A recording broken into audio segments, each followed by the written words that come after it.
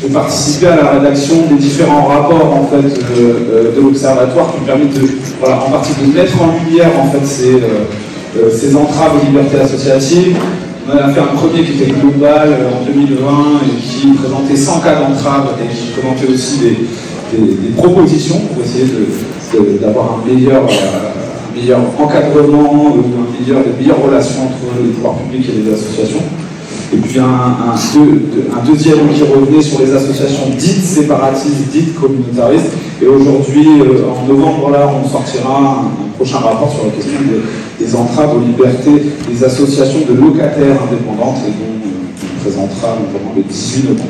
Voilà, on est très content de recevoir nos invités. Merci beaucoup d'être là. Merci à tous. Et donc, on va passer à une deuxième table ronde qui est donc un peu après le constat qu'on vient de réaliser, quelles peuvent être un peu les solutions. Et donc, je disais, moi j'étais en charge de la recherche plutôt, avec Julien Dalpin notamment, et aujourd'hui, en cette rentrée, on passe à quelque chose d'essayer d'être un peu plus réactif, en tout cas aux différentes demandes qui peuvent venir vers l'Observatoire, d'associations qui peuvent être entravées, et donc on engage un travail avec une défense juridique, en tout cas un accompagnement juridique des associations qui viendraient nous rencontrer pour essayer de se défendre, aussi une tentative de visibilité un peu plus accrue de ces différentes entraves et tenter de consolider en fait une solidarité interassociative aussi qui est complètement nécessaire sur ce sujet.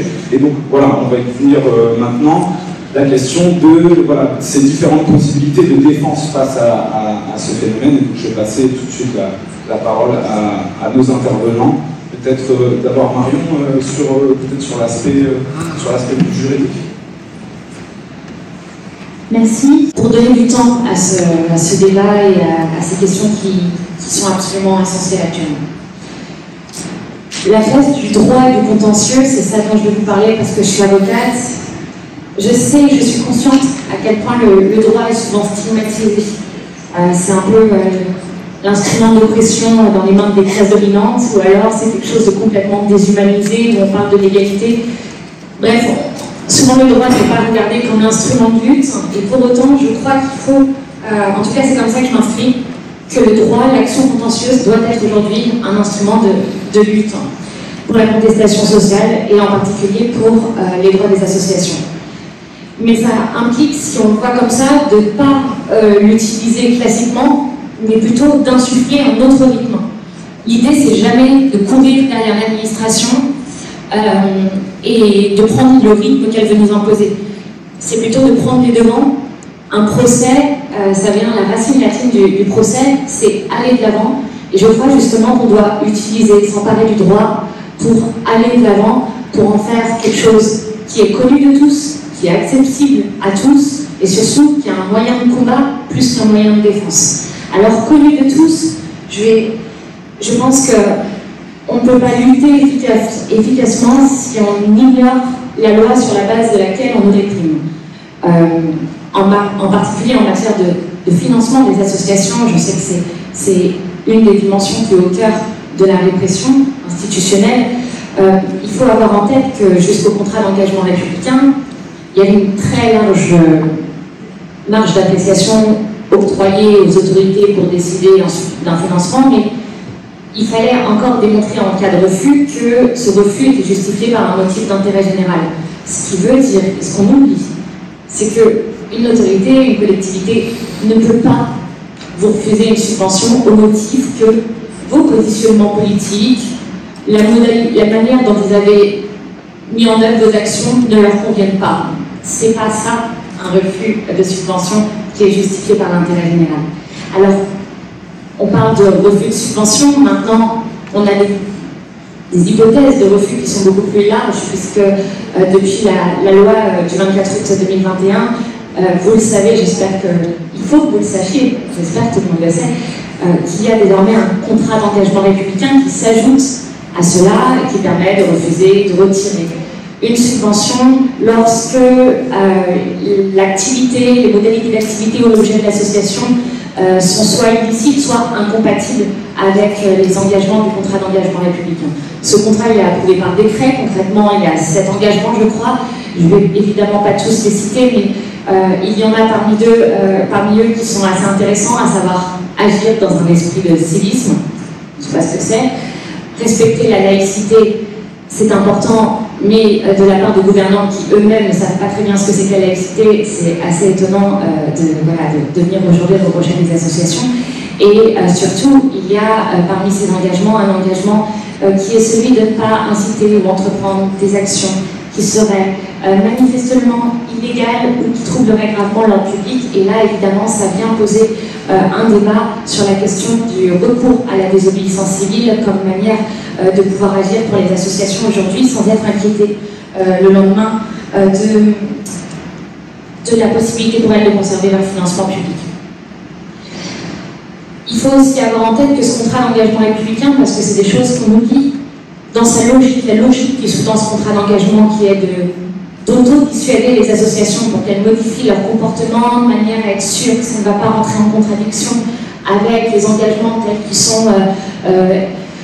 sont regardés par les autorités publiques. Donc c'est une forme de dissuasion, autodissuasion des associations, également dissuasion des collectivités qui vont nécessairement se dire on ne va pas financer telle ou telle collectivité qui est trop militante ou qui a des formes d'action trop subversives parce que le préfet va me tomber dessus pour que je retire ensuite les subventions. Tout ça, cette logique-là, qui simplement l'achèvement, ou peut-être malheureusement la continuité, j'espère que ça s'arrête là, de cette logique de criminalisation des activistes, des militants, cette logique-là, il faut avoir en tête qu'elle est contraire au droit international.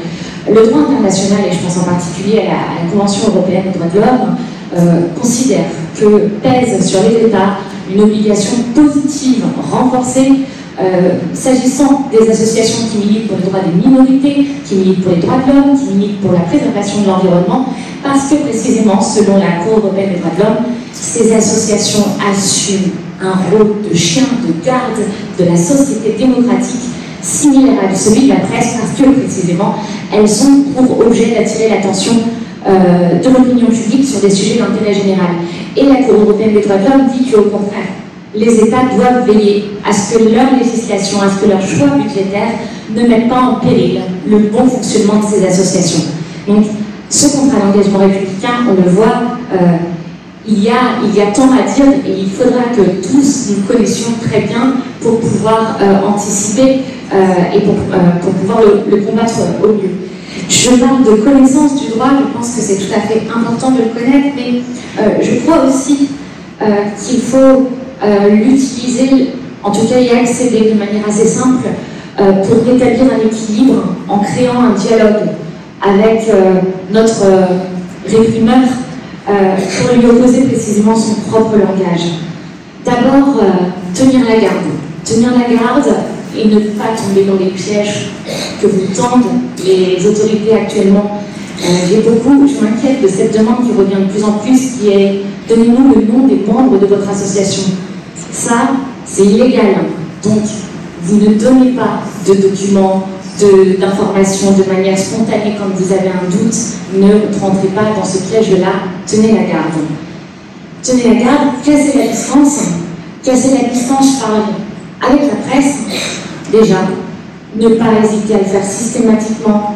Vous demandez le retrait de l'article qui vous met en cause, vous menacez de l'IFA et vous demandez subsidiairement à avoir un droit de réponse. Faites-le systématiquement parce que tôt ou tard, ça vous reviendra sur le point du nez.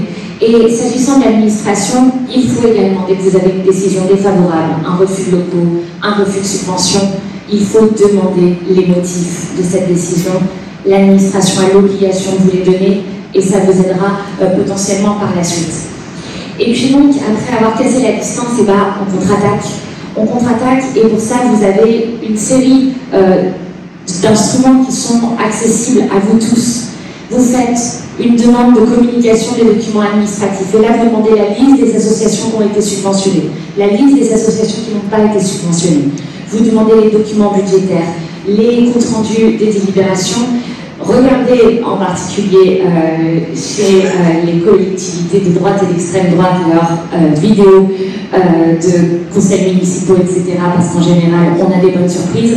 Et là, avec tous ces éléments, on est plus à même de mettre en avant un comportement discriminatoire de l'autorité publique vis-à-vis de l'association. Donc ça, c'est juste du réflexe qu'il faut que tout le monde ait. Et en plus, si on fait ça auprès des administrations, si on leur montre, on les surveille, elles se sentent moins libres de rouler librement sur nos libertés. Et puis enfin, évidemment, l'action contentieuse. L'action contentieuse, on a deux choix. Soit on fait une action contentieuse individuelle à chaque fois qu'il y a un problème, et puis on s'enferme dans ce carcan de suivre l'administration, soit on la voit autrement. Et je vous invite à la voir autrement. Je crois qu'il faut inscrire l'action contentieuse dans une perspective qui est stratégique. Ça signifie quoi? Eh bien, évidemment, on porte parfois des enjeux, des opinions, des expressions, des combats politiques, et une action contentieuse permet justement de mettre la lumière sur cette action et également d'en faire une tribune d'une certaine manière, quand bien même les chances de succès seraient très faibles, puisque l'intérêt dans ces cas-là, ce n'est pas tant l'issue du combat plutôt que la lutte en elle-même. Mais s'agissant précisément de la répression des associations, il y a des actions stratégiques à mettre en œuvre.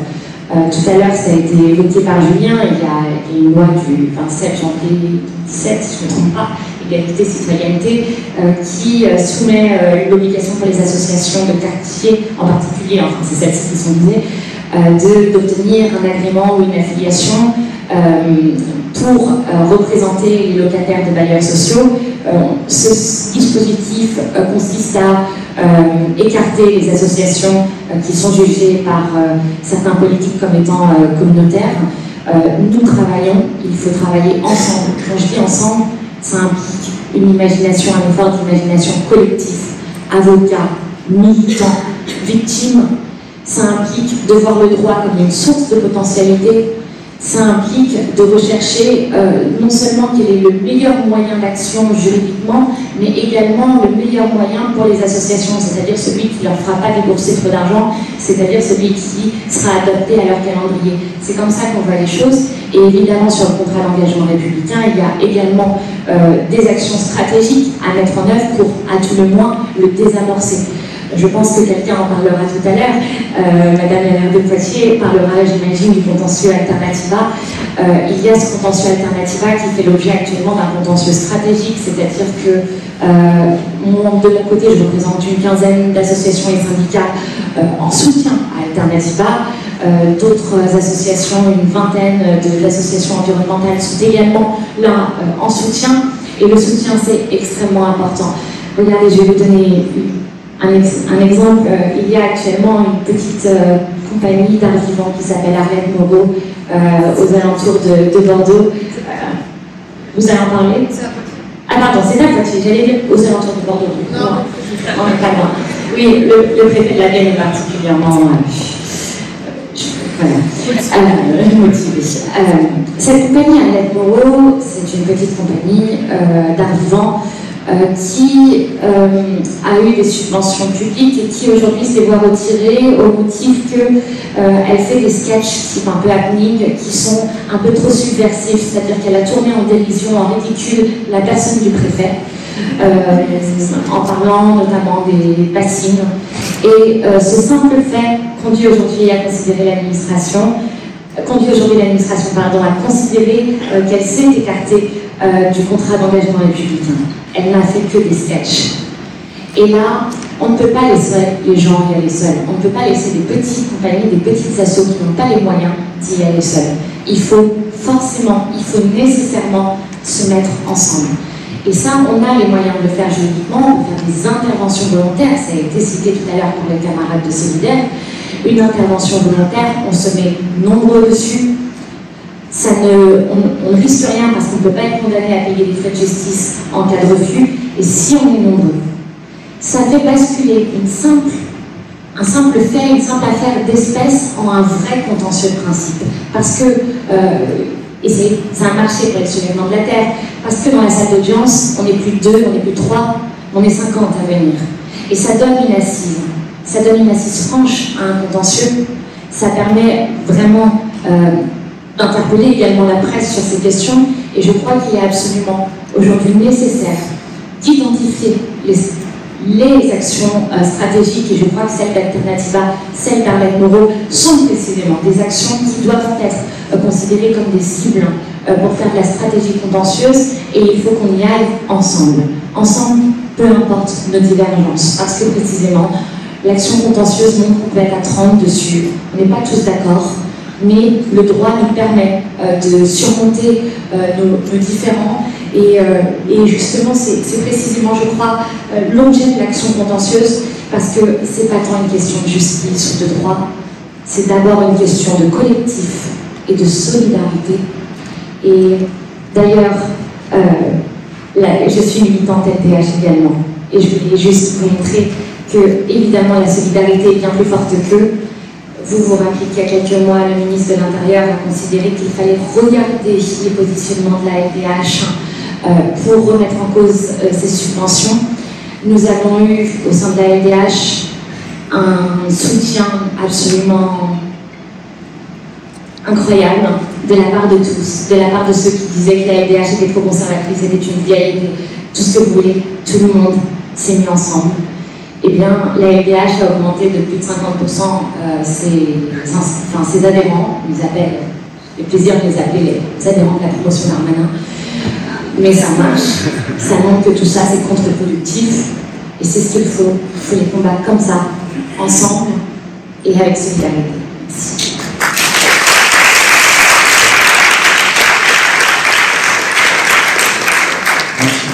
Peut-être donner la parole à Daniel Obono, député France Insoumise, et pour l'aspect plus politique.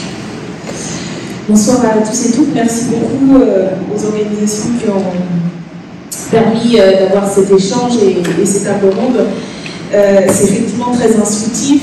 Et moi, je voudrais axer sur deux points. Je voulais revenir, je sais qu'il y a eu une table ronde sur les constats, mais de là où je suis, c'est-à-dire depuis 6 ans maintenant à l'Assemblée nationale, ça me donne une perspective quand même sur ce qui est en train de passer qui est un peu différente, et c'est à partir de là aussi que je voudrais donner les pistes d'action et de riposte, parce que c'est le sujet par rapport à cette régression absolument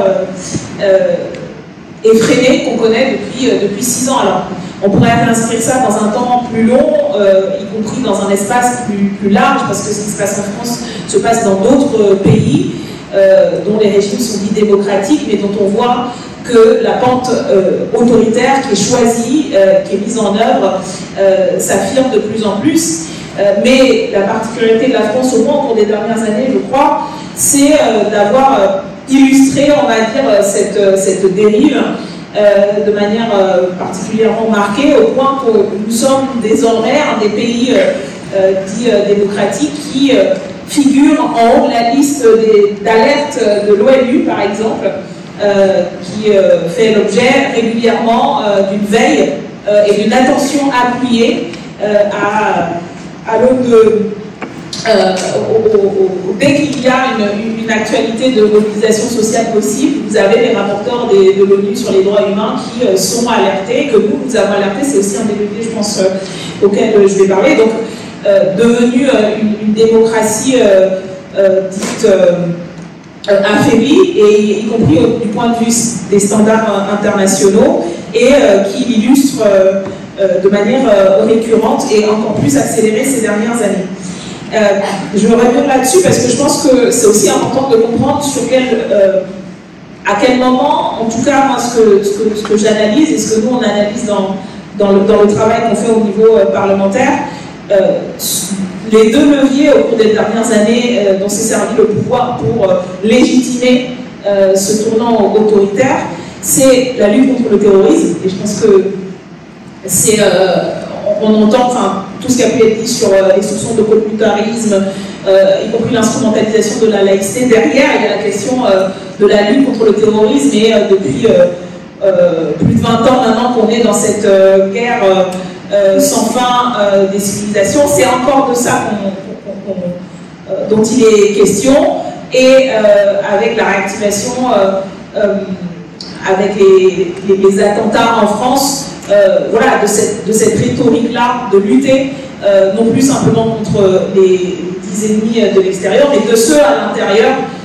dont on soupçonne qu'ils commettraient des attentats ou qu'ils développeraient des dynamiques de radicalisation. C'est ce schéma-là et ce cadre de pensée politique qui ensuite légitime les régressions, y compris dans la loi, parce qu'il était question du droit et de la loi. Nous, quand on est arrivé, quand j'ai été élu en 2017, les premiers textes que nous avons eu à débattre à l'Assemblée portaient sur la mise dans le droit commun de la loi d'exception des lois antiterroristes de l'état d'urgence qui avait été activé suite aux attentats. Et ce sont les premières lois qui ont été mises en place par le régime macroniste.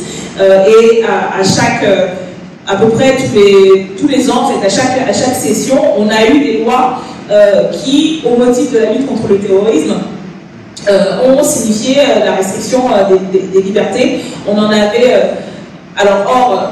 je ne vais pas développer sur le deuxième levier parce que c'est assez récent, mais c'est aussi un sujet, je pense, auquel il faut avoir en tête. Le deuxième levier, ça a été la crise sanitaire qui a été l'occasion de nouvelles réflexions sur les droits et libertés. Et ça, ce sera un autre sujet, mais ça a participé aussi la capacité, à un moment donné, du pouvoir de décider de manière arbitraire, y compris sans aucun débat parlementaire, puisque beaucoup des décisions d'état d'urgence sanitaire se sont prises en Conseil de défense.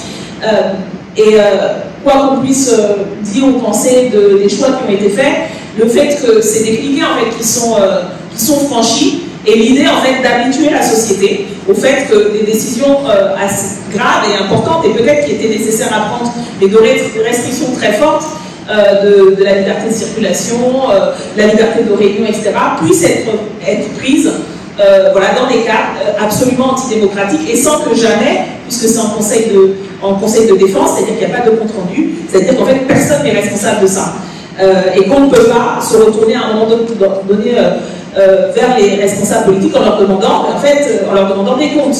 C'est aussi ça, en fait, qui a été normalisé d'une certaine manière au motif de la crise sanitaire. Et on voit aussi que du coup il y a une stratégie où c'est toujours pour de bonnes raisons, en tout cas présenté comme de bonnes raisons, les reculs des droits et libertés pour lutter contre le terrorisme. Donc tout le monde est pour lutter contre le terrorisme bien entendu, ou faire face à la crise sanitaire. Et je pense que la question de comment est-ce qu'on déconstruit aussi ce récit politique, ce discours politique qui prétend faire notre bien en restreignant nos droits et libertés, c'est aussi un des éléments, je pense, de la riposte.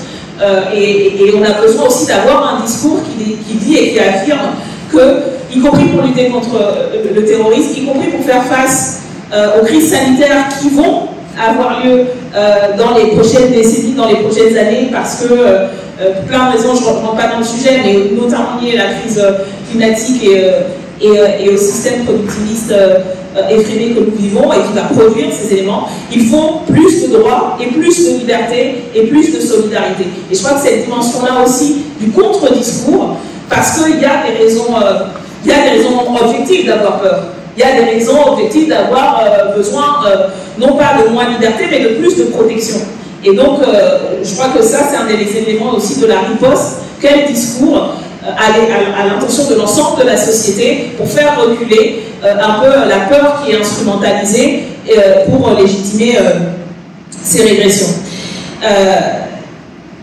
Je voudrais revenir du coup sur ce que je disais, sur ce que nous on a vu à l'Assemblée nationale et comment est-ce que les citoyens, les associations peuvent, et je pense qu'il faut développer une intervention aussi à ce niveau-là, pour riposter et renverser un peu la tendance assez grave et terrifiante par ailleurs, quand on voit aujourd'hui l'état de notre appareil juridique, etc.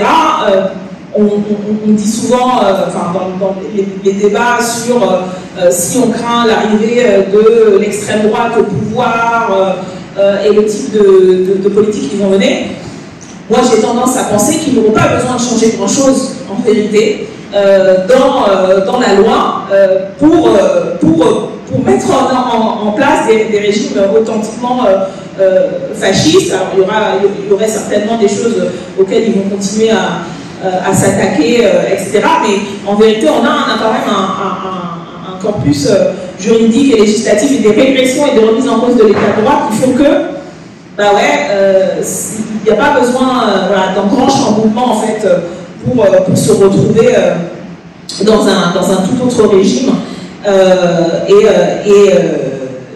et subir de plein fouet la répression de pouvoir authentiquement fasciste ou autoritaire.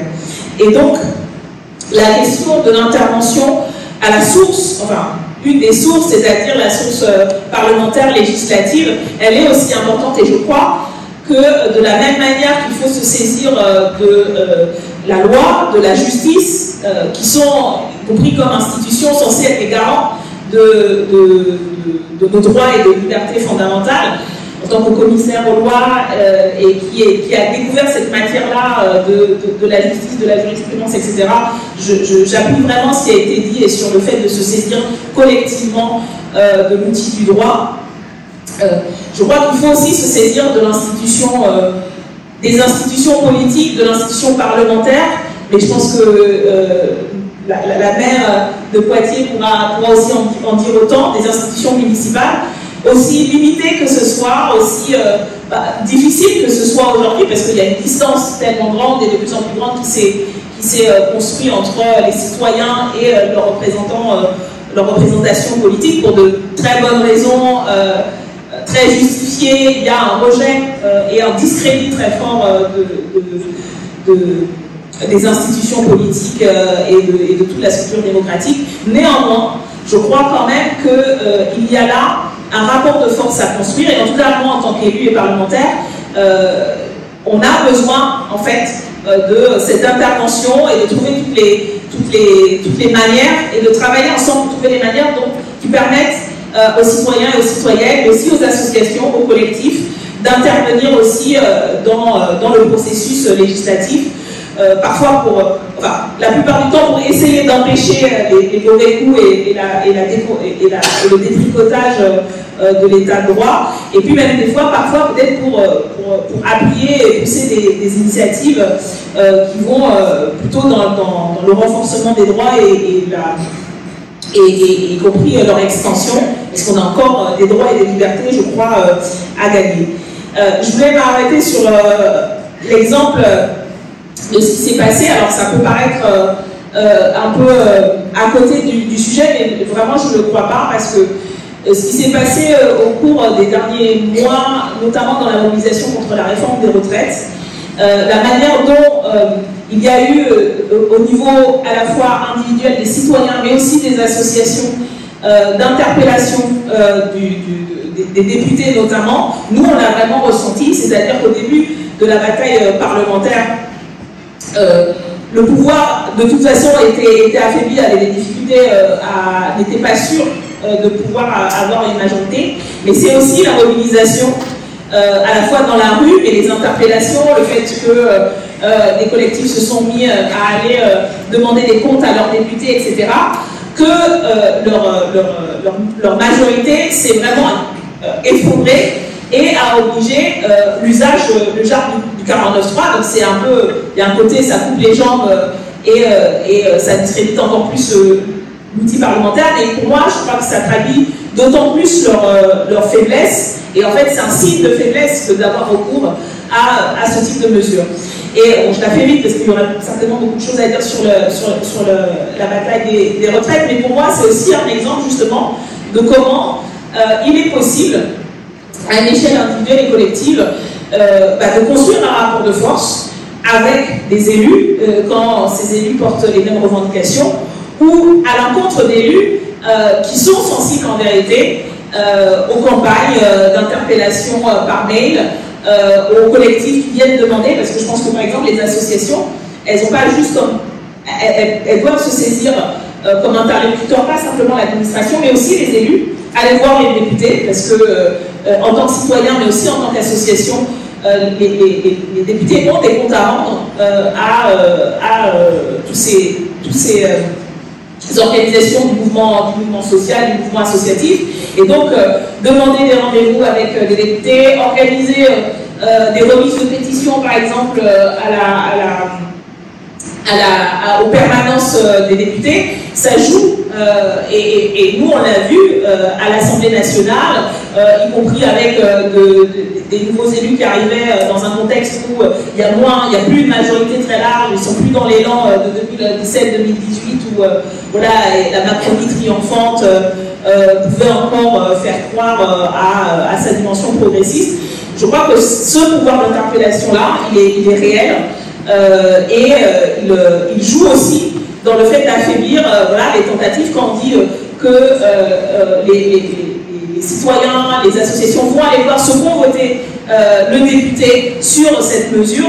Donc l'attention portée, y compris au débat parlementaire, joue de ça et joue dans le sens, je pense, de mettre une pression bienvenue, positive, dans les choix ensuite que les élus devront assumer.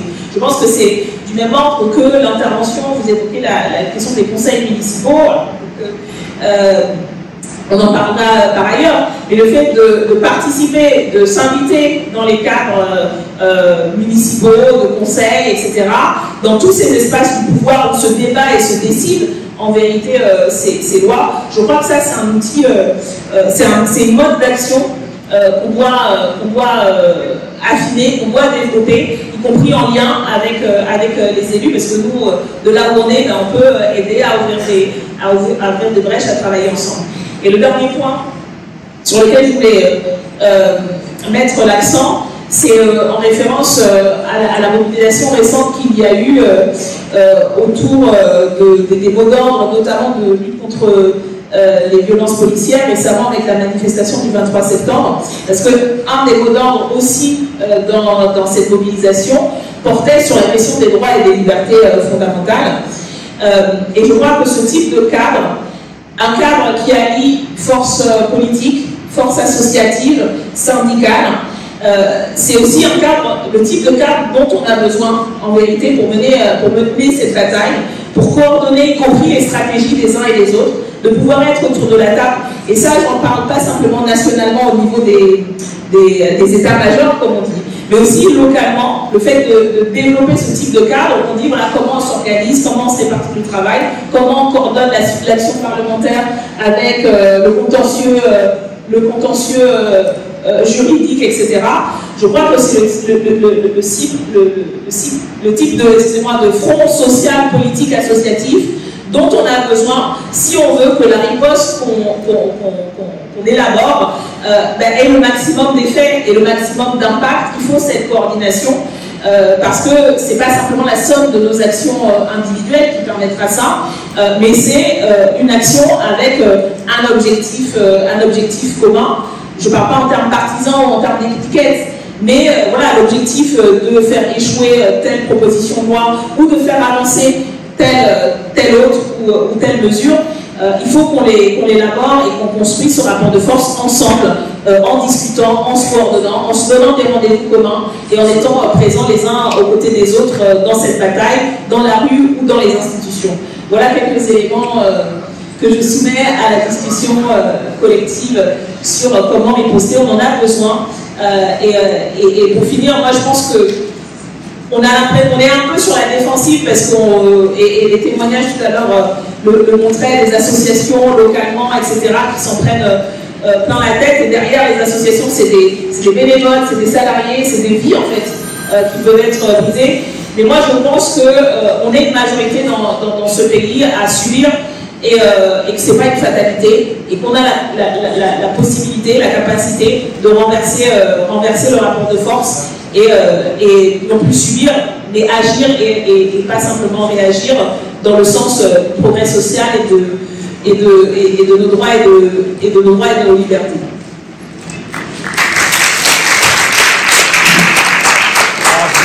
Merci Ça va si je laisse la parole à Hélène Conduit, qui est maire de Poitiers, et pour un point de vue aussi, peut-être à une autre échelle politique, celle de la municipalité.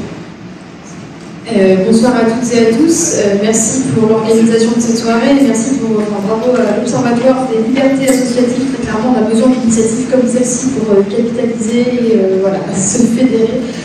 Alors moi, du coup, je suis à la fois, je vais vous parler d'un cas pratique qui est à la fois une illustration du constat que tout le monde dénonce depuis tout à l'heure, mais là, je vais essayer, voilà, un cas d'école qui démontre très concrètement les effets, les menaces, les leviers, et puis les attentes qu'on a pour la suite aussi en termes de combat. Mohamed Mechma disait tout à l'heure que dans certaines villes, le problème c'est que les élus locaux prennent, alors en l'occurrence un peu mafieux, clientélistes, enfin tout ce qu'on veut, prennent le pas sur l'État. Mon histoire c'est plutôt l'inverse, parce que il y a aussi des collectivités où ça se passe bien, qui sont fondamentalement respectueuses des libertés associatives, de l'indépendance des associations. Et là, en l'occurrence, je pense qu'on veut l'être. L'État, la loi, passe dessus et nous empêche, remet fondamentalement en question la libre administration des collectivités et par ailleurs, du coup, les libertés associatives. Donc je vais m'arrêter je vais vous redécrire précisément ce qui s'est passé parce que vraiment le cas d'école me semble intéressant. Donc à Poitiers, en septembre 2022 se tenait le village des alternatives organisé par Alternativa. C'est une manifestation, clairement c'est pas la première à Poitiers, ça se passe dans de nombreuses villes en France, donc c'est une manifestation festive, conviviale, qui vise à promouvoir les alternatives du quotidien dans les mobilités, l'alimentation, tout ce qu'on veut. Et la ville de Poitiers a soutenu l'organisation de l'événement. Voilà. Quelques jours avant cette manifestation, donc avant, je reçois un courrier de la préfecture qui demande à la ville de retirer sa subvention, de retirer donc notre subvention à Alternativa au motif qu'elle serait, je cite, manifestement incompatible avec le contrat d'engagement républicain. Alors qu'est-ce que le contrat d'engagement républicain? Je vais passer rapidement puisque ça a été décrit, mais vraiment le diable se niche dans les détails. C'est une disposition qui est issue d'une loi qui s'appelle la loi confortant le respect des principes de la République, dite loi séparatiste, parce qu'à la base, elle visait à lutter contre le séparatisme religieux. Et voilà. Et donc, depuis cette loi, toute association bénéficiaire de soutien public, donc des fonds, des emplois, des locaux, doit signer un contrat d'engagement républicain. Et ce contrat d'engagement républicain comprend plein de dispositions que je ne vais pas toutes lire, mais en tout cas, il comprend notamment. Il demande à toute association de s'engager je cite, s'engager à respecter les principes de liberté, égalité, fraternité, ainsi que les symboles de la République, à s'abstenir de toute action portant atteinte à l'ordre public, et elle rappelle que les associations, je cite, ne doivent entreprendre ni inciter à aucune action manifestement contraire à la loi, violente ou susceptible d'entraîner des troubles à l'ordre public. Tout ça, c'est marqué noir sur blanc. Pour rappel, cette loi avait été contestée dès l'origine par une très large volant d'associations et de parlementaires, dont la Ligue des droits de l'homme, le mouvement associatif, le syndicat de la magistrature et tout un tas de parlementaires par ailleurs, parce que ce qu'ils craignaient, ce que nous craignions à l'époque, c'était un très fort déséquilibre qu'entraînait cette loi entre, d'un côté, l'ordre public, le respect des valeurs de la République, et de l'autre côté, eh bien, les menaces que ça pouvait faire peser sur les libertés publiques, les libertés fondamentales, et en particulier les libertés associatives. Et malheureusement, les craintes qui avaient alors été exprimées se trouvent aujourd'hui totalement fondées. Donc Poitiers, ce qui se passe à Poitiers, c'est vraiment fondamentalement un cas d'école. Pourquoi la préfecture demande précisément le retrait de la subvention? C'est parce que dans le festival était organisé un atelier, deux ateliers, enfin bref, un ou deux, clairement sur plus d'une centaine, de formation à la désobéissance civile. Inutile de préciser que c'était une formation théorique, voilà, il n'y avait pas de comment s'enchaîner à une griffe, etc. C'était une formation purement théorique, et de fait, la manifestation n'a généré aucun trouble à l'ordre public à Poitiers. Et par ailleurs, je rappelle quand même au passage que la désobéissance, formation théorique à la désobéissance civile, et que la désobéissance civile est par essence non violente. Donc on parle de quelque chose qui n'est pas a priori propice à entraîner des troubles graves ou violents à l'ordre public. Donc suite à cette demande de la préfecture, j'ai fait voter au conseil municipal de Poitiers le maintien de la subvention. On a refusé de la retirer, avec trois arguments principaux. Le premier, c'est qu'on ne peut pas préjuger de l'illégalité d'une manifestation avant même qu'elle se tienne. Imaginez le glissement, c'est-à-dire que sur la base simplement du programme d'une manifestation, désormais un préfet pourrait dire non, ça c'est illégal. Avant, il fallait quand même, c'est ce que vous l'avez dit mieux quoi, mais démontrer que c'était illégal. Maintenant, c'est avant même, a priori, on peut censurer une manifestation associative. Deuxième argument, je considère que parler de désobéissance civile dans l'espace public, c'est pas interdit. Ça rentre dans le cadre de la liberté d'expression, sinon encore une fois imaginez les dérives. Troisième argument, parler de désobéissance civile, ce n'est pas inciter à produire des actions manifestement contraires à la loi, en l'occurrence c'était en plus des débats mouvants, donc c'est assez marrant que finalement le cœur du contentieux va peut-être se nicher là-dedans, qu'est-ce qu'un débat mouvant, enfin bref. Mais donc parler de désobéissance civile, ce n'est pas inciter à engendrer des troubles graves à l'ordre public, sinon encore, si on tire le fil, que font Martin Luther King dans le livre d'histoire, que font Gisèle Halimi dans le livre d'histoire, quand même aujourd'hui, jusqu'à présent, en tout cas, il était unanimement reconnu des avancées qui avaient permis d'obtenir la désobéissance civile en matière sociale, en matière écologique.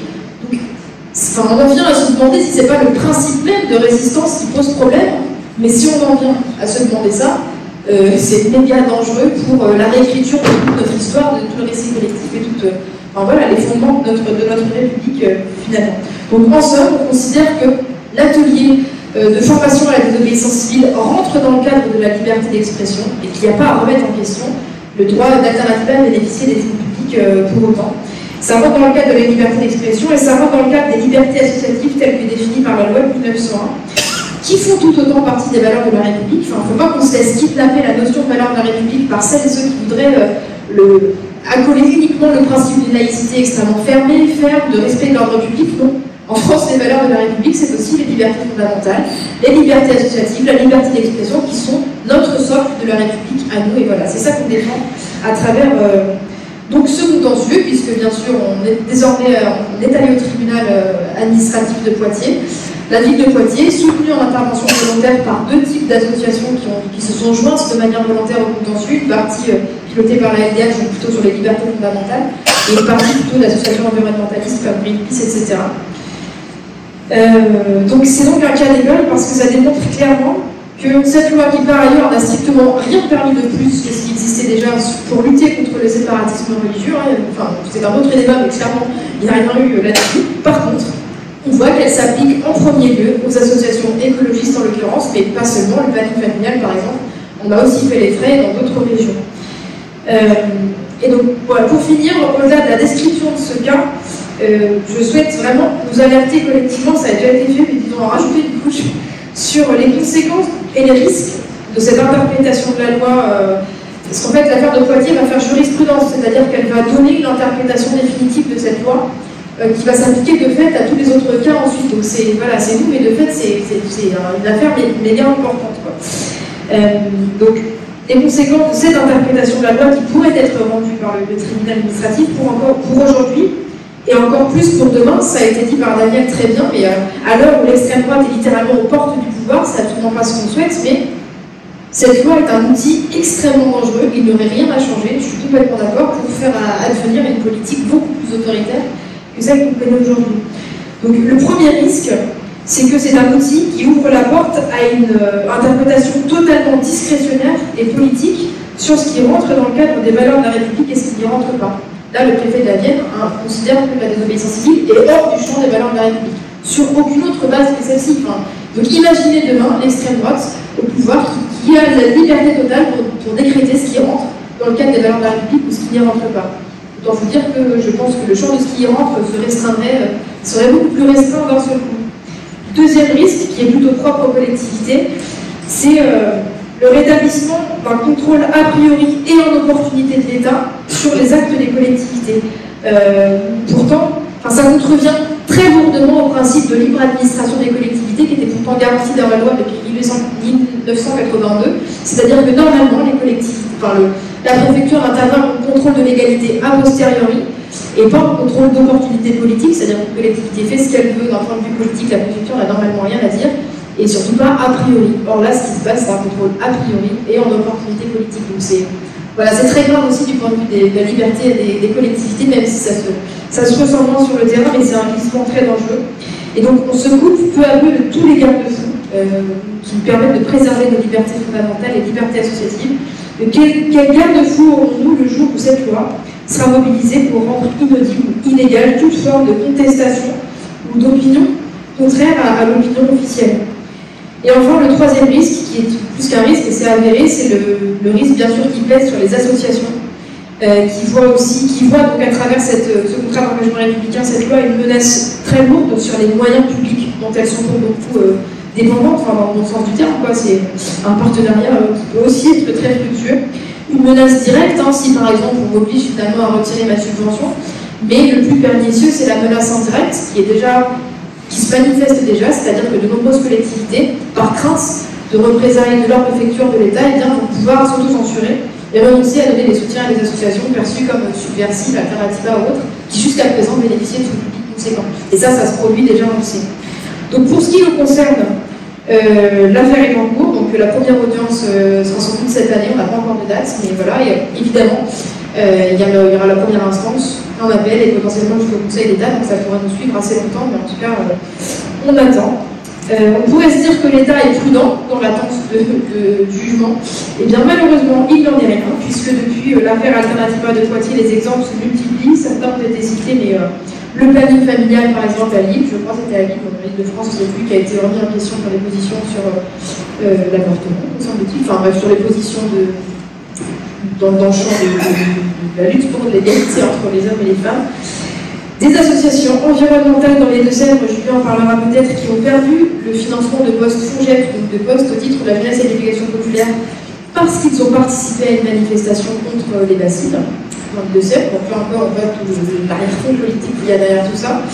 Des acteurs de la ruralité en Creuse qui ont été aussi touchés au plateau des Vivaches, et puis des acteurs culturels, la compagnie Arlette Moreau, effectivement à Poitiers encore, hein, il y en a d'autres aussi, parce que, on aura refusé le financement d'une action parce que le motif officiel, c'est le rapport d'activité mentionné des actions militantes non conformes avec le contrat d'engagement républicain. C'est-à-dire qu'on peut refuser le financement d'une action au motif que le rapport d'activité, donc l'objet même de l'association, est incompatible avec ce que souhaiteraient être les valeurs de la République. Bref. Donc nos demandes par la suite, pour vraiment terminer, l'abrogation du contrat d'engagement républicain. On a besoin de travail parlementaire sur le sujet. Je crois que c'est Clémence Guettet qui s'en occupe pour l'Assemblée. Et au niveau du Sénat, c'est plutôt Thomas dessus. Je crois qu'il peut être ça. Mais en tout cas, on vous attend là-dessus et j'espère que ça va passer. Et ici, pour vraiment, je pense, si on veut que l'abrogation du contrat d'engagement républicain passe, il faut convaincre largement. Et je pense que ce qui est le plus susceptible de convaincre, c'est de se dire que ici, c'est pas tant la lutte contre le changement climatique qu'on défend, c'est pas tant la lutte pour la préservation de l'eau, c'est pas tant la lutte pour l'égalité entre les hommes et les femmes. Enfin, pour le coup, c'est une question militante, mais ce qu'on défend fondamentalement avant tout, c'est l'état de droit. C'est une question c'est la préservation de l'état de droit, c'est la préservation des libertés fondamentales, c'est une question de résilience démocratique. Et pour ouvrir, il y avait un rapport qui a été produit en 2022 au Parlement européen par deux députés, Gwendoline Delbos-Corfield et Philippe Lamberts, sur la résistance du système juridique français à un potentiel choc autoritaire. Et ce rapport, qui est hyper intéressant, je vous le recommande, démontre que l'un des maillons, pas forcément faible actuellement, mais l'un des points majeurs de vigilance en cas pour résister à un choc autoritaire en France, c'est le maintien des contre-pouvoirs, notamment associatifs. Donc il y a un enjeu majeur à préserver ces libertés associatives pour notre état de droit. Voilà, merci à vous. Merci beaucoup. Je passe la parole à Marc sur la coordination nationale contre les violences policières. Oui, donc merci pour l'invitation. Juste une rectification sur qui je suis. Et on devrait dire qui on est, parce qu'on parle à plusieurs ici, même s'il y a que Michael. Je suis membre de la coordination, je ne suis pas la coordination, mais c'est pas grave, tout ça c'est pas grand chose, mais pour ceux et celles qui vous écoutent, c'est normal, c'est pas tout à fait pareil. Et puis, par ailleurs, il se trouve que je suis élu aussi d'opposition au conseil municipal d'Argenteuil, et donc Argenteuil, vous connaissez pas, enfin si, peut-être la date d'Argenteuil, ça t'a entendu parler, puisque nous avons eu label racaille qu'on assume pleinement, totalement, complètement jusqu'au bout. Mais on a la particularité par ailleurs d'avoir une droite, certes, mais une droite plus bête, il n'y a pas, plus réactionnaire, il n'y a pas, il faut le dire tel que. Mais d'abord le contexte, sinon on ne comprend pas. Et je me suis dit, moi je suis venu quand Julien m'a contacté, il y a quelques jours, Julien il m'a contacté en juillet, je lui ai dit bien sûr, pas de problème, Frangin, on sera là, pas de problème, on va prendre la parole. Bon, on se connaît avec Julien depuis un moment. Mais il y a quelque chose qui dysfonctionne même dans notre rencontre ici, selon moi, pardon si j'offense, pardon si je bouscule, et j'enlève le pardon, comme disait Abdelmalek Sayad, il faut arrêter de dire pardon quand on est issu de l'immigration, c'est un travers qu'on a, ce qui paraît, c'est une dingue. Il y a un problème. C'est que cette loi séparatiste, parce qu'il faut le nommer, ça a été dit à plusieurs moments, mais il faut la nommer, cette loi séparatiste, elle arrive dans un contexte, ça a été dit, enfin, en euphémisant du discours des Mureaux, en octobre 2020 par le président de la République. Et il annonce cette loi-là, ça a été dit, il faut le dire, pour lutter contre le communautarisme, les islamistes, et tout ce qui se finit par is, qui porte une barbe, une djellaba, une abaya, tout ce que tu veux, etc. C'est ça le contexte en réalité. Si on ne dit pas ça, on ne comprend pas où on en est aujourd'hui. Pourquoi je vous dis ça? Parce qu'après, il y a eu des débats dans les deux chambres, l'Assemblée nationale et Sénat. Et je peux vous dire que ça a signé du nez. Au niveau du Sénat, les amendements qui sont arrivés, certains n'ont pas été retenus, c'est taureau. Notamment un qui nous a fait signer du nez à Argenteuil. Il était question, par exemple, d'interdire dans les mariages, dans le cadre de cette loi séparatiste, les drapeaux étrangers et les youyou. Notre maire, qui suit les débats de près, l'a posé, lui, dans un décret municipal pour que les mariages chez nous à Argenteuil puissent se faire sans qu'il y ait de youyou et de drapeaux étrangers. Ce qui, chez nous, c'est impossible. Impossible. Et pour ne pas être attaqué, il a dit, on interdit les youyou, mais on interdit aussi la compte de brume. Je te dis tout de suite, chez nous, ça n'existe pas la compte de brume. Ça, c'était la dinguerie du maire. Alors, moi à l'époque, j'ai appelé Julien, je sais pas où il est Julien. Pardon, excuse-moi. Donc, machin, j'ai essayé de voir partout, est-ce qu'on pouvait attaquer, etc. Ben, on a attaqué en justice, et on a gagné, alhamdoulilah, on continue à se marier à Argenteuil. C'était ça. Mais c'était pour vous dire à quel point cette loi séparatiste nous a pourri la vie, y compris dans le silence médiatique le plus absolu. Ça, c'est un des aspects. L'autre aspect, ça a été dit tout à l'heure par notre ami Mohamed, à juste titre, c'est que, et à l'intérieur, nous sommes totalement solidaires, avec tout ce qui existe, nous sommes totalement solidaires. Mais nos associations, je dis non, c'est pas un truc paternaliste, machin, c'est... Moi, par exemple, Argenteuil Solidarité Palestine, je peux donner les places ici, s'il y a des gens de la DGFC, je peux donner les places. Le maire nous a interdit ce qu'on appelle une fête annuelle des associations, etc. C'est la fête de rentrée de septembre. Ils nous ont interdit le stand à nous et à l'association des solidarités avec les sans-papiers du Val-d'Oise. Sous prétexte d'AFP, Association Solidarité Palestine Argenteuil, sous prétexte que ça ne s'adresse pas aux Argenteuillens. On est Solidarité Palestine, tu vois le truc, quoi. On a attaqué en justice, on a encore gagné. Parce que nous, on se sert du droit, tu as raison, il n'y a pas de problème, le droit, on s'en sert quand ça va dans le bon sens, le droit, de toute façon, c'est toujours le résultat d'un rapport de force, après tout. C'est pas un droit divin, c'est un droit qui est lié à nos batailles, à nos luttes, à nos défaites, et c'est quelque chose de très mouvant, et donc on se sert du droit quand on peut se servir. Donc on se sert du droit, on a gagné même pour l'association des sans-papiers, il n'y a aucun problème. Mais c'est bien dans ce contexte d'islamophobie structurelle, systémique dans cette société-là, que cette loi est passée. Et là, je voudrais dire, parce que c'est un peu la famille, là, qui a fermé les portes, il n'y a que nous. On n'a pas été à la hauteur.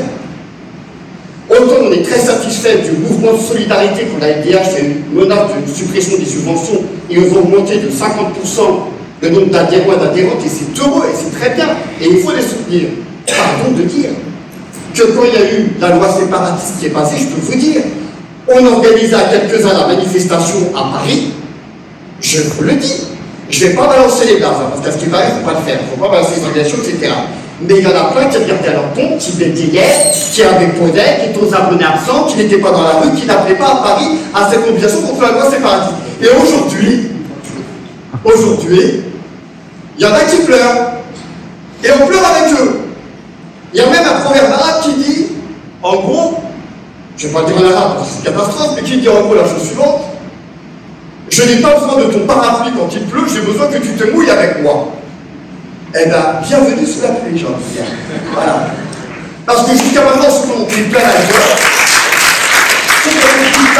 plus fortement et avant les autres, ce sont ceux et celles qui vivent dans des quartiers, évidemment, et notamment, je le dis très ouvertement, des associations culturelles musulmanes qui expliquent aujourd'hui que beaucoup d'imams rasent les murs, beaucoup d'associations culturelles rasent les murs, et dans un cadre, et vous le savez bien, notamment du Covid dont tu parlais tout à l'heure, où les associations de quartier ont joué un rôle fondamental. Sinon, on avait les émeutes de la faim dans le 9-3 et dans d'autres départements.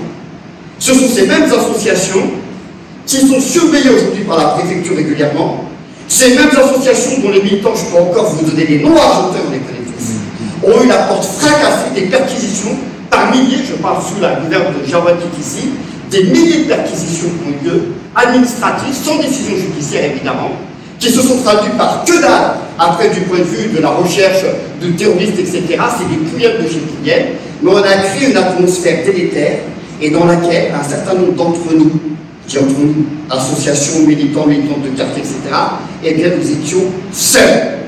Même pire que ça, certains et certaines étaient d'accord avec le fait de casser les portes et de faire disparaître le CCIF, qui était la plus grosse association antiraciste de France, voire d'Europe à un moment donné, en tant qu'adhérent. Pareil pour le CRI, etc. Et nous, on le disait à l'époque, ça commence par nous, ça finira par vous.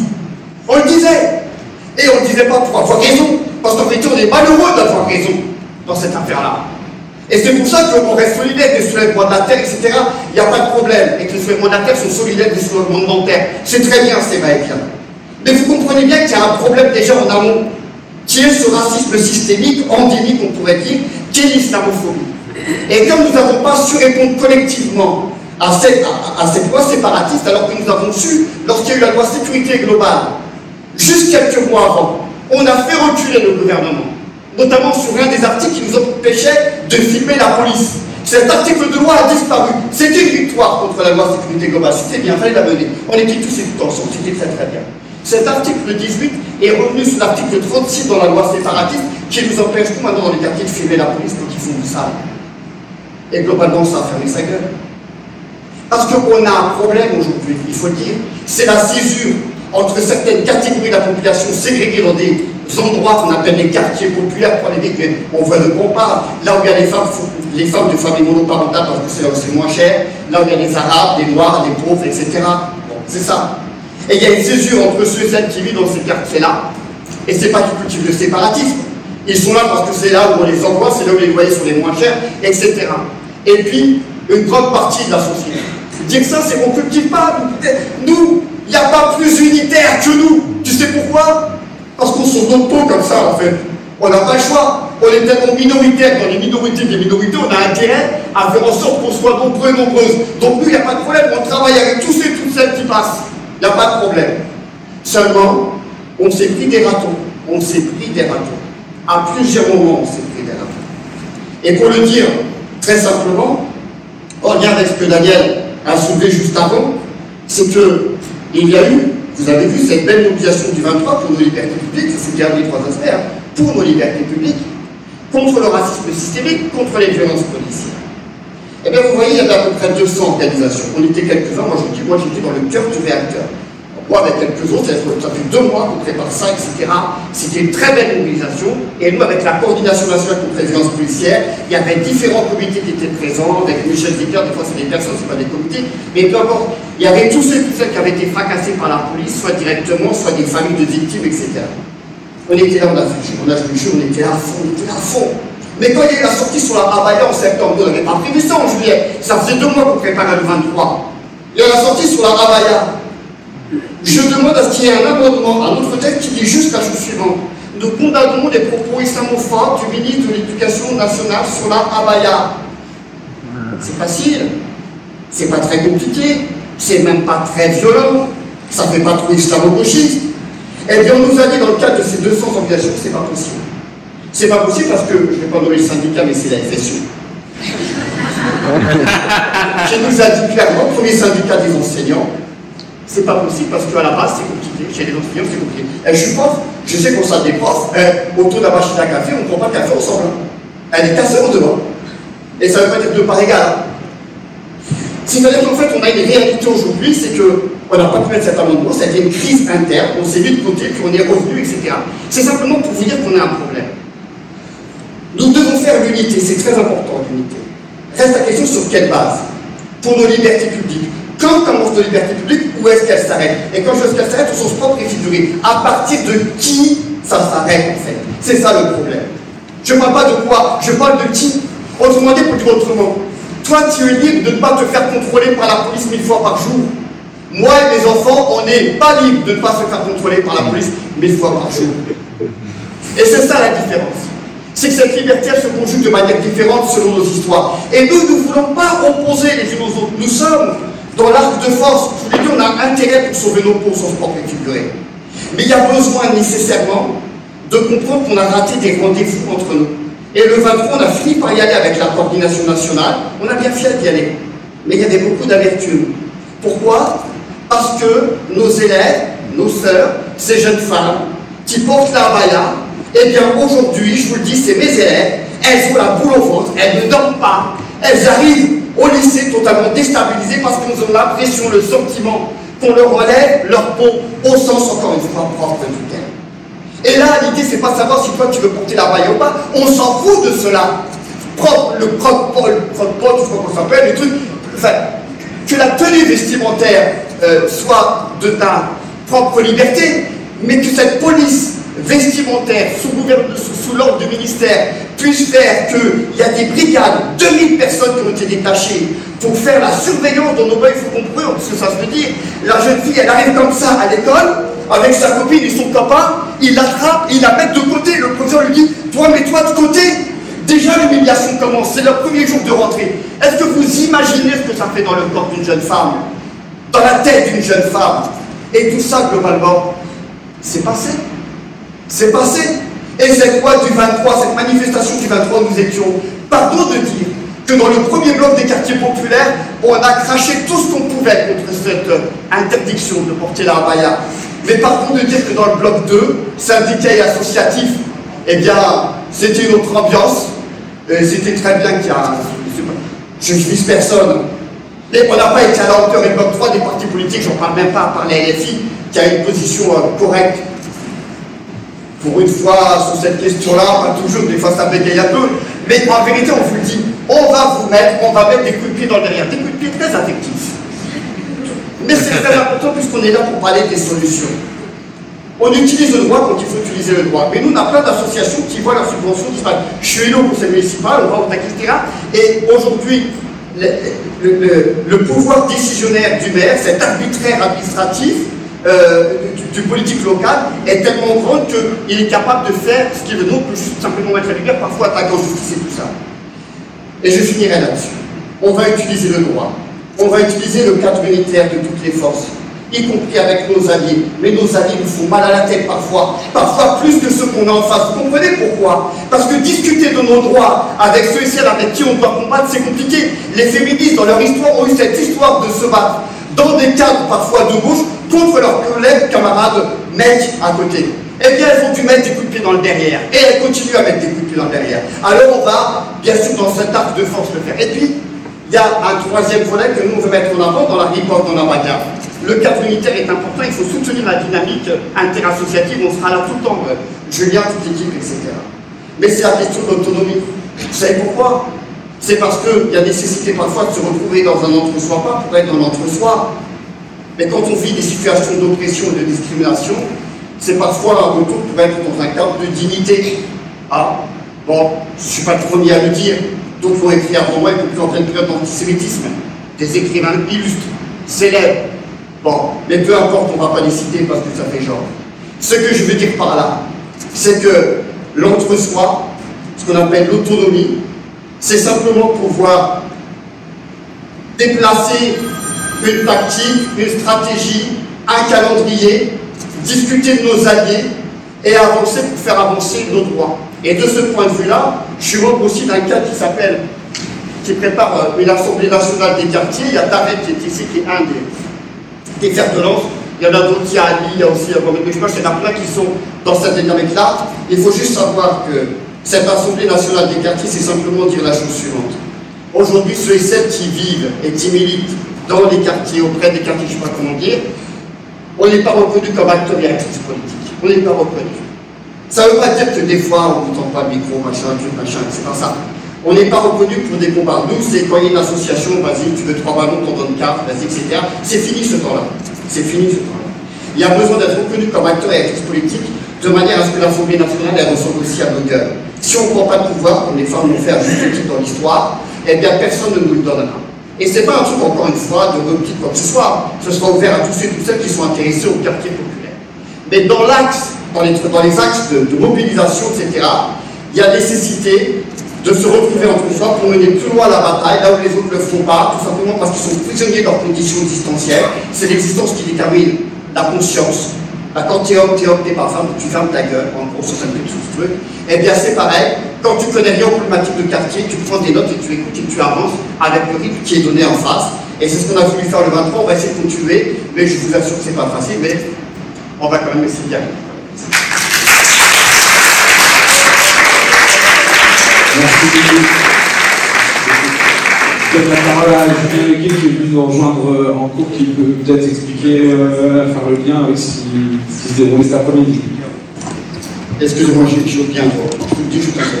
Quand il y a eu la répression dans les quartiers populaires, quand je viens, je vais en parler, quand il y a eu la répression dans les quartiers populaires suite à la mort de Naël et Armand, vous savez, il y a eu énormément de personnes qui ont été condamnées sur 1300 arrestations en 2 semaines, et il y a eu environ 700 et quelques condamnations pour du ferme de l'ordre avec un canton de l'ordre de 8 mois. Pour vous donner un ordre d'idée, 700 personnes en 2 semaines. À l'époque des Gilets jaunes, c'est des frères des sortes de combat, il n'y a pas d'opposition. En une année, il y a eu 400. En 2 semaines, dans les quartiers, c'était 700.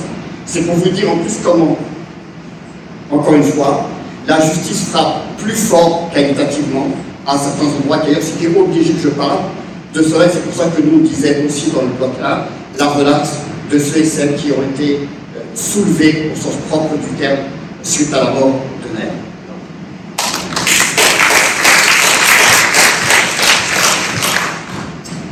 Et donc, salut à tous.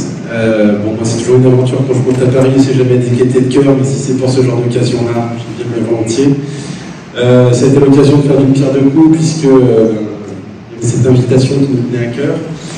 Et puis, on avait une autre, c'était pas une invitation à proprement parler, mais plutôt une convocation cet après-midi à l'Assemblée nationale, devant la commission d'enquête sur les groupuscules violents lors des manifestations. Je vais me présenter rapidement, je suis Julien Leguet, je suis un des porte-parole du collectif Bassine Non Merci, qui lutte contre les méga stockages d'eau à vocation agricole dans l'ouest de la France, dont vous avez peut-être entendu parler, notamment le 25 mars, à travers cette manifestation qui a été une véritable boucherie et qui est vraiment la honte du maintien de l'ordre à la française le 25 mars à Sainte-Soline. Et donc c'est à ce titre-là qu'on était entendu par une commission d'une trentaine de députés, et où la situation est un petit peu délicate parce qu'il se trouve que par ailleurs, je suis avec 8 autres camarades, je fais l'objet d'une procédure en cours qui avait commencé à être jugée le 8 septembre et qui se poursuit le 28 novembre. Et déjà intrinsèquement, ça posait un gros problème de légalité, puisque par définition, quand il y a déjà des affaires en cours, en fait, il n'y a pas de commission d'enquête qui doit porter sur les mêmes sujets. Néanmoins, et contrairement aux camarades de la Confédération paysanne des soulèvements de la terre qui n'ont pas voulu se soumettre à cet exercice-là, pour plein de bonnes raisons qui vont justifier, ils vont quand même répondre au questionnaire qui leur a été posé. On a tendu, on a chopé cette occasion d'aller devant cette commission, parce que cette commission, elle est captée, elle est diffusée en direct, elle est archivée. Et c'est bien parce qu'aujourd'hui, sur Sainte-Soline, on a vraiment le sentiment qu'il y a un récit des dominants, un récit des oppresseurs, qui a vocation à faire tâche dans l'histoire, qui nous paraissait essentiel de venir témoigner, qui nous paraissait essentiel de venir avec nos camarades médecins porter les bilans humains chez les manifestants, rendre très concret en fait les décisions qui peuvent être prises par un Darmanin Voldemort de son cabinet, quand il donne l'ordre en fait de faire usage de 5000 bombes, de quads, de tirer des LBD, des quads, etc. Il fallait leur donner la matière et la chair et qu'ils puissent aussi ressentir ce qu'on a vécu en profondeur. Voilà, on s'est prêté à cet exercice-là, donc il se trouve que c'est capté, et si vous voulez voir un petit peu ce que ça donne, c'est visible sur le site de l'Assemblée nationale. Je crois qu'on s'en est pas mal sorti dans un contexte très malveillant. Vous pensez bien que autant le RN n'est pas assidu de plein de commissions, autant celle-là, vous pouvez y aller, ils sont au taquet, ils n'en ont pas une, que LR, ça leur va bien, et puis que la République En Marche boit du petit lait, voir tout ce monde se défouler sur ceux qui symbolisent en fait les contre-pouvoirs, parce que finalement c'est bien de ça dont il s'agit, et évidemment on va avoir plein de points communs dans ce qu'on a vécu, dans ce qu'on vit, dans ce qu'on traverse, etc. Il y a plein de méthodes qui sont mises en place par l'État, qui sont les mêmes pour les différents mouvements, ceux que tu as mentionnés, les quartiers populaires, et puis aujourd'hui on voit bien une extension vers le monde du monde, vers de l'écologie déterminée, dirons-nous. Et alors pour revenir un petit peu à l'intitulé, pour le coup, quelle riposte face aux répressions associatives, ben, c'est vrai que on trouve un petit peu embêté, dans le sens où nous, la première riposte au niveau du collectif citoyen Bassine Non Merci, ça a été de justement ne pas constituer d'association. Ça a été pour pouvoir lutter et pour pouvoir échapper à toutes ces mesures qu'on a listées, j'en donnerai d'autres exemples, de ne pas se constituer en association. Donc on a un collectif informel, transversal, et où grosso modo les organisations rejoignent les appels à mobilisation d'un coup sur l'autre. Donc on n'est pas membre ad vitam aeternam de Bassine Non Merci, on n'a pas de carte de membre ou quoi que ce soit, et notamment un des espoirs, un des éléments, c'est qu'on savait bien que ce sujet allait être très chaud, et qu'un jour dans l'histoire de notre lutte, il faudrait s'opposer physiquement, il faudrait résister, et que évidemment que les responsables associatifs seraient les premiers visés, qu'évidemment les mesures de rétorsion sur les subventions, alors que ce soit à travers le CER, à travers en effet ce jeu de n'importe quelle collectivité qui peut décider de distribuer ou pas les bons points, ça nous aurait fragilisé. Du coup, on a adopté un fonctionnement où on a une somme d'organisations qui mettons nos moyens en œuvre et qui mutualisons dans le cadre des différents événements qu'on va organiser. Ça a quand même un inconvénient, c'est qu'on ne peut pas déployer tout le savoir-faire d'une association et tous les services, et se constituer, et imaginer pourquoi pas la mise en place de salariat pour remplir des missions, etc. etc. C'est un tout autre fonctionnement qui est finalement très près de celui des soulèvements de la Terre, qui est également constitué, c'est une association de fait, mais concrètement, il n'y a pas de responsables légaux, il n'y a pas de trésorier, etc. etc. Bon, néanmoins, force est de constater que cette solution arrive à ses limites, parce qu'en réalité, quand il s'agit ensuite de chercher des noms, ils viennent chercher, là en l'occurrence, moi j'ai la fonction de porte-parole, donc en effet, ma fonction c'est de porter la parole des décisions qu'on a prises collectivement et de les assumer, et du coup, potentiellement de me retrouver convoqué. Je crois que je dois cumuler maintenant 3 gardes à vue, un contrôle judiciaire, 5 auditions libres, et systématiquement, on vient me chercher sur les déclarations que je prends en tant que porte-parole. Il y a une véritable confusion déjà entre la fonction de porte-parole là et puis le fait que je sois confondu et tenu responsable de ces propos. Donc on est sur un territoire avec un dossier chaud, avec un dossier très stratégique et complètement avec le soutien de toute la Macronie qui vise justement à aller plus loin encore dans cette pactisation entre les différents gouvernements. Et malheureusement, force est de constater que le PS était sur la même ligne. J'espère qu'ils vont en sortir, mais ces questions de gestion de l'agriculture, main dans la main avec la FNSEA, c'est le constat qu'on fait depuis 40 ans. Alors autant vous dire qu'en Macronie, ils sont aux anges, ils sont bichonnés comme jamais, tellement bien bichonnés que ça a déclenché la création d'un groupe de gendarmerie dédié à la surveillance des militants écolos, qui s'appelle la cellule Déméter. Cellule Déméter qui a été poursuivie à l'échelle du Conseil d'État, et où il s'avère que ces activités de surveillance à destination des militants écolos est illégale et qu'à ce titre-là, elle doit cesser, et où le gouvernement a tout de suite dit on s'en fiche, on va la maintenir, on fera appel, et puis on verra la suite, et concrètement, la cellule Déméter est toujours à l'œuvre aujourd'hui. Et c'est quand même un cas dans l'histoire de France assez insolite, où c'est une convention, un pacte entre un syndicat agricole et un gouvernement. C'est quand même assez hallucinant, quoi. Alors, tout à l'heure, Léonard mentionnait le fait que, en effet, sur ce territoire où la lutte est ardue, la résistance pleinement en place, eh bien, il ne fait pas bon participer aux actions de Bassine Non Merci. On faisait partie des facteurs aggravants à Poitiers, parce qu'il y avait 2 éléments. Il y avait le fait qu'il y avait des ateliers des obéissances civiles, et puis en plus l'organisation avait eu l'outrepudence de nous inviter. Je peux vous dire, si vous voulez maintenir vos subventions, ne nous invitez pas. Notamment, il y a une organisation qui était mentionnée tout à l'heure qui s'appelle l'API. L'API, c'est une petite association locale basée à Chizé, dans les Deux-Sèvres, qui a une trentaine d'années et qui est essentiellement constituée à Chizé. Il se trouve qu'il y a le CNRS de Chizé. Il y a tout un pôle de chercheurs plutôt naturalistes pour le coup, qui connaissent très bien la nature, l'eau, etc. Et qui ont constitué il y a une paire d'années cette toute petite association qui pour le coup a 2 grandes fonctions. C'est de siéger dans les différentes instances, notamment de l'eau, Et puis également, de temps en temps, quand il y a un petit peu d'argent, qu'il y a un peu de dynamisme, etc., essayer de créer un poste pour un peu coordonner les actions. Et là, en l'occurrence, depuis 1 an et demi, il y avait un poste d'animateur nature, parce que la PIB avait repris son activité de club nature, tout simplement. Et la PIB, depuis 6 ans, fait partie de ces associations de protection de la nature qui signent et qui organisent à nos côtés les différents rassemblements. Et donc, l'an dernier, Joël, qui est la présidente de l'API, a eu cet insigne honneur d'être contactée par la gendarmerie pour lui signifier que un papier avait été trouvé lors d'un contrôle routier, un devis sur les toilettes sèches, figurez-vous. Devis de toilettes sèches pour la manifestation qui venait dans les jours qui venaient. Ben, sur ce simple élément, un devis, donc c'est même pas une facture, ça ne signifie pas que ça a été honoré, et en plus c'est un devis qui était précédent au fait qu'on apprenne que nos manifestations seraient interdites. Et ben c'est cet élément factuel qui a justifié, qui a été l'élément tangible, justifiant l'implication de l'API dans l'organisation effective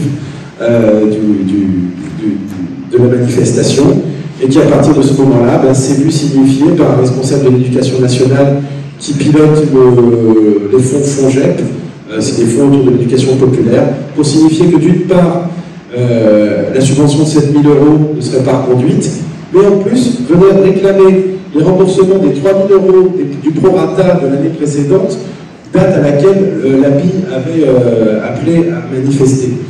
Donc, voilà, c'est à l'œuvre, c'est très concret, et malheureusement, force est de constater que notamment sur le monde naturaliste, sur les associations de protection de la nature, ce CER et cette épée Damoclès qui pèse sur les associations a tendance à produire ses fruits.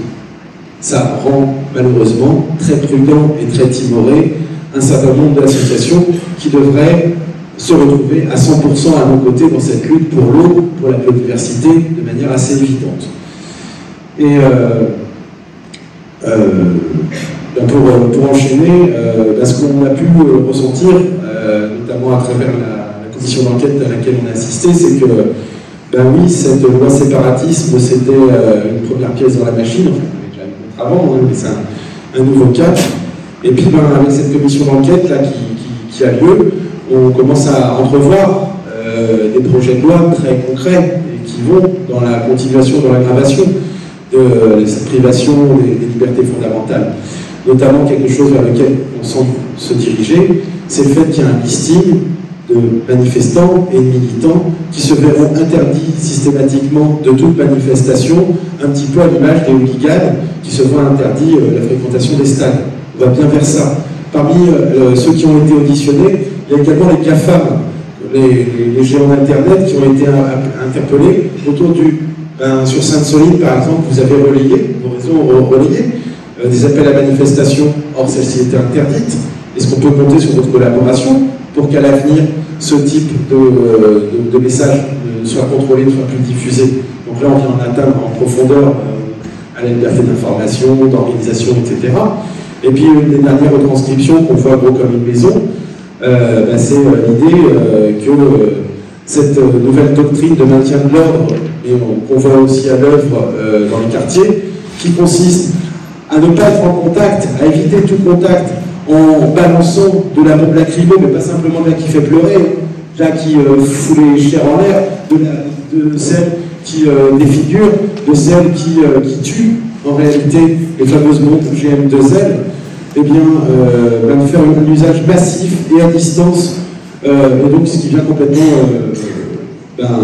mettre en place des doctrines de maintien de l'ordre qui vont vers les blessures, qui vont vers les tensions, qui vont vers le fait qu'en face de ça, évidemment, que tout citoyen normalement constitué se sent révolté et susceptible de réagir de manière violente, j'ai envie de dire de manière équilibrée, en réponse à cette violence première. Et donc, oui, ça nous tend au nez, sachant qu'en parallèle de ça, quand il y a un Thomas Braille qui passe 25 jours perché dans son art devant le ministère, ça n'a pas plus d'effet. Donc là, on était face à des députés qui disaient « Est-ce que vous dénoncez les violences, etc. » À l'inverse, est-ce que quand on a des initiatives telles que celle de Thomas Braille, est-ce que vous êtes plus à l'écoute? Est-ce qu'on porte les préjudices au niveau des tribunaux administratifs? Est-ce que vous êtes plus à l'écoute?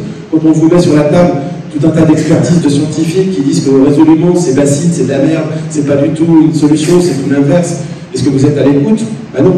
Après, il ne faut pas qu'ils s'étonnent si nos modalités d'action sont en train de changer.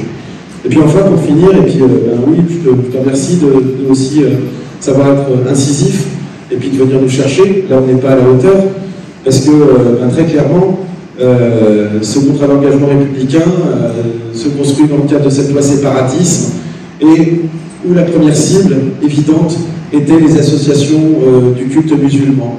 Et qu'en effet, on n'a pas, et puis j'en étais pas, je ne vais pas m'accorder des lauriers dont je ne suis pas, qui ne m'appartiennent pas, ben, peu nombreux ont été ceux qui ont résisté, peu nombreux ont été ceux qui sont venus se porter au profit de ces associations, peu nombreux ont été ceux qui ont vu le péril. Et ça me fait penser à ce conte, hein, vous savez, où quand ils sont venus chercher les Noirs, ben, j'ai pas bougé, j'étais pas noir. Quand on est venu chercher les musulmans, j'ai pas bougé parce que j'étais musulman. Puis là, quand on vient de chercher les éco-terroristes, ben, que je prends dans le pays des charges, on y regarde, ben, c'est évidemment pas satisfaisant.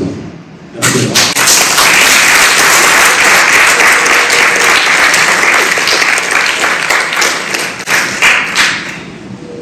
Merci beaucoup pour toutes ces interventions. On est un peu pris par le temps, donc on va clôturer la soirée là. Il y a des trains à prendre, il y a différentes choses. Merci beaucoup vraiment pour les échanges qui étaient passionnants. Pour vous dire que l'Observatoire remet son travail à cette rentrée et qu'on a plein de perspectives avec des thématiques différentes déclinées sur cette question des répressions des libertés associatives. On a un séminaire mensuel, vous pourrez trouver le programme à la sortie là, avec des présentations, avec des acteurs associatifs et des chercheurs tous les mois autour de ces questions-là. On remet en route un pôle d'autodéfense pour les associations qui pourraient être réprimées, on l'a dit tout à l'heure. Et voilà, et on relance la machine et on est vraiment motivés. Donc à bientôt et merci beaucoup.